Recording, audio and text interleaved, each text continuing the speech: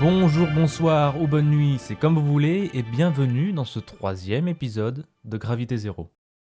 Alors aujourd'hui, on s'attaque à du lourd. Avez-vous déjà entendu le son de la Terre? Là vous allez me dire, mais qu'est-ce qu'il me raconte encore celui-là? Et vous auriez raison. Sans précision, la question est complètement débile.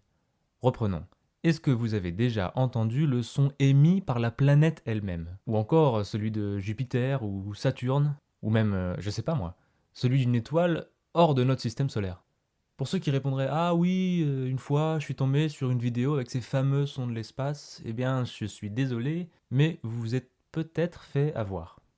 Voyons ça de plus près. Vous le savez peut-être déjà, mais dans l'espace il n'y a pas de son. Rien. À la limite, si un jour vous allez dans l'espace et que vous entendez des petits sons, eh bien déjà prévenez, la prochaine fois on partira ensemble. Et deuxièmement, ces sons ressembleraient sûrement à ça.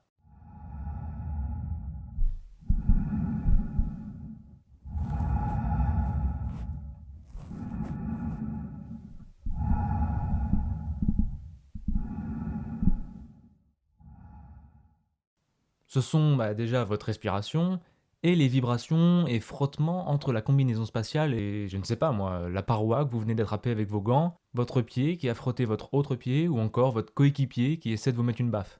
Ces bruits sont transmis le long de votre combinaison et vont traverser l'air qui sépare cette dernière de votre oreille. En effet, le son est une onde qui a besoin de matière, comme l'air justement, pour se propager. Prenons l'exemple le plus commun. Vous jetez un caillou dans l'eau. À la suite de ça, autour du point d'impact, vous verrez une forme d'onde se propager tout autour. Le son, c'est pareil.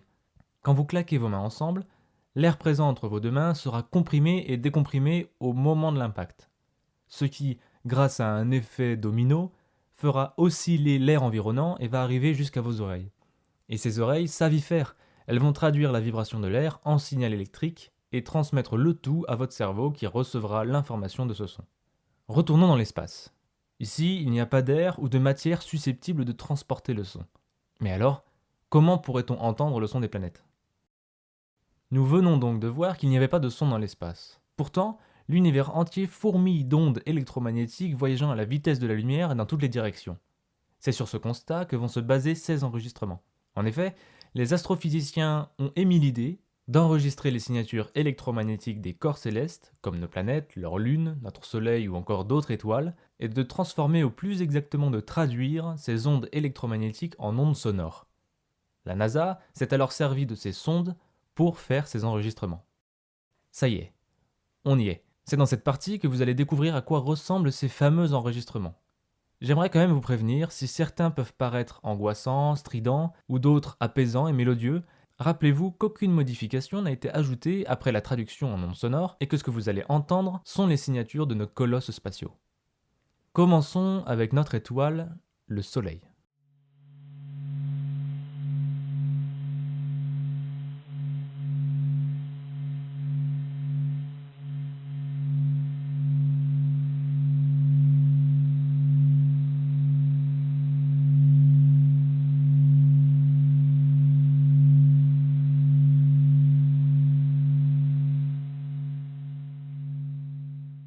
Maintenant au moins vous savez à quoi peut ressembler la traduction d'un signal électromagnétique. Enchaînons avec nos planètes. Et quoi de mieux pour entrer dans cette partie que de commencer par notre maison, la Terre.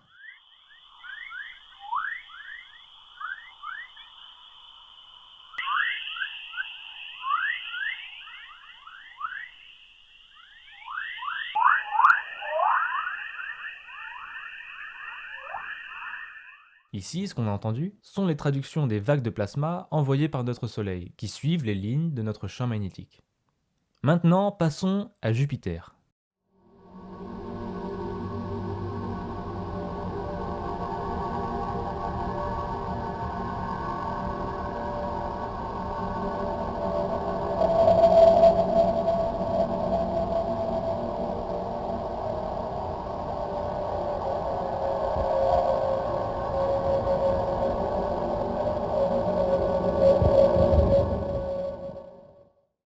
C'est grâce à la sonde Juno, envoyée par la NASA en 2011, que nous pouvons aujourd'hui écouter ceci.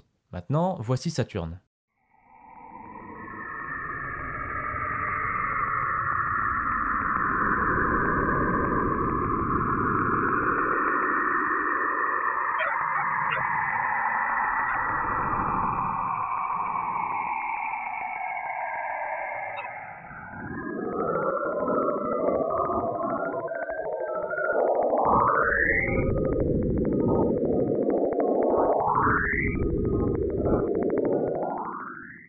Cette fois, c'est la sonde Cassini envoyée en 1997, aussi par la NASA, qu'il faut remercier. Finissons ce petit tour des planètes avec Uranus,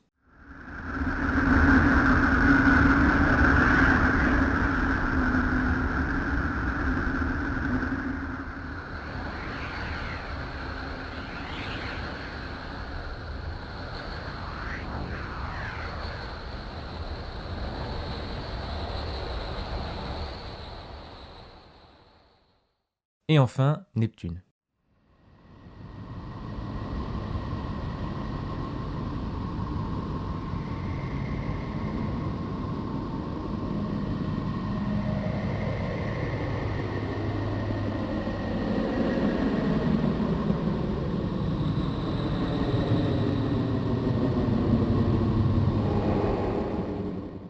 Comme vous l'avez remarqué, je ne vous ai pas fait écouter Mercure, Vénus ou encore Mars. Et oui, en faisant mes recherches, je n'ai rien trouvé sur d'éventuelles pistes audio pour ces planètes, sur le site de la NASA qui est ma principale source. Par la suite, je suis évidemment tombé sur plein de vidéos YouTube, ayant pour titre « Waouh, le son de toutes les planètes du système solaire, c'est trop ouf !» Enfin, c'était à peu près ça. Et quand on va fouiner un peu dans les sources, eh bien c'est là que ça devient marrant. Si certains indiquent un lien comprenant audiothérapie/zen, d'autres indiquent le nom d'un artiste avec l'album qui va avec, et le tout se révèle être complètement artificiel ou encore très retravaillé sur des pistes existantes. Et le plus souvent, évidemment, il n'y a aucune source. Le truc intéressant, c'est que jusqu'à l'écriture de ce podcast, je me suis moi-même fait avoir sans forcément chercher d'où venait ce que j'écoutais. Restons encore un peu dans le système solaire, et intéressons-nous à une petite curiosité. Voici le son, entre guillemets encore une fois, venant de la comète 67P Churyumov-Gerasimenko, notre petite Tchouri.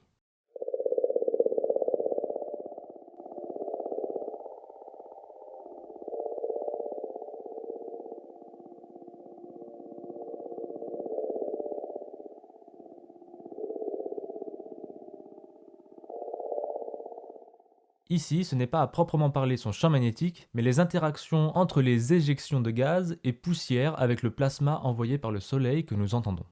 Et enfin, accompagnons la sonde Voyager 1 vers la porte de sortie de notre système solaire et écoutons la traduction du plasma interstellaire frappant cette petite machine.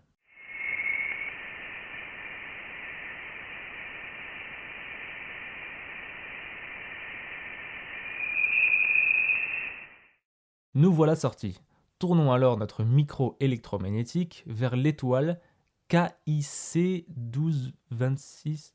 Enfin, une étoile quoi.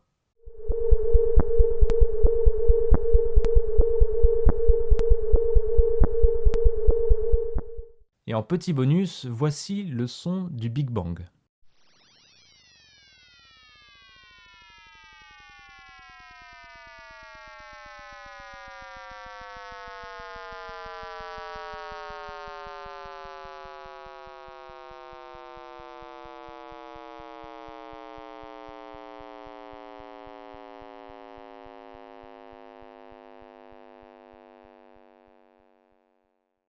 Celui-là, je ne vais pas encore vous l'expliquer car je compte m'en resservir dans un épisode dédié à la naissance de notre univers. Voilà, alors normalement, je vous ai fait écouter tous les sons intéressants qui rentrent dans cette gamme d'enregistrements.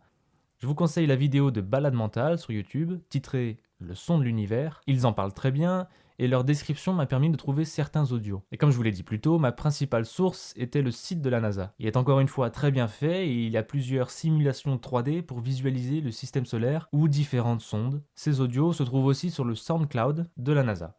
N'hésitez pas alors à y faire un tour.